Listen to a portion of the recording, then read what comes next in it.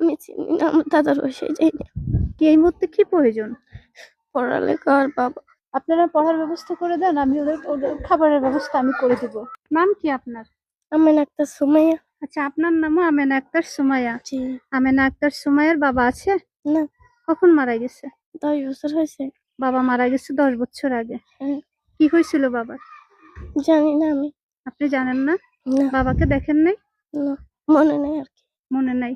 না। বাবার জন্য অনেক কষ্ট হচ্ছে? হ্যাঁ, মনে পড়ে? হ্যাঁ, বাবা বেঁচে থাকলে অনেক ভালো হতো না?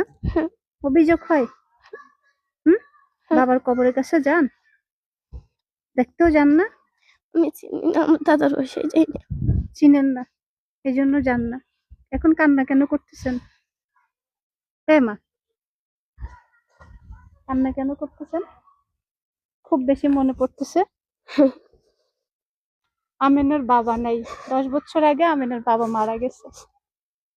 ওর বাবার জন্য ওর অনেক মন খারাপ হয়, মানে অনেক কিছু থেকে বঞ্চিত। দেখেন, ও কিন্তু এখনো পড়াশোনাও করতে পারে না। আমেনা, মা,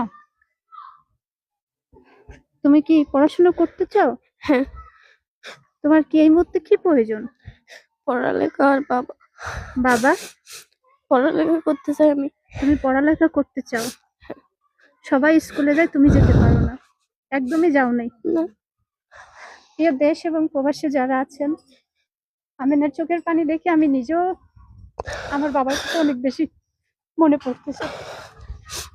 দেখেন, আমাদের যাদের বাবা নাই তারা আসলে খুব কষ্ট পায় বাবার জন্য, যে বাবা যে কি ছিল। এই ছোট্ট আমেনাও বাবার আদর পায় নাই, আমি মোটামুটি পাইছি আলহামদুলিল্লাহ।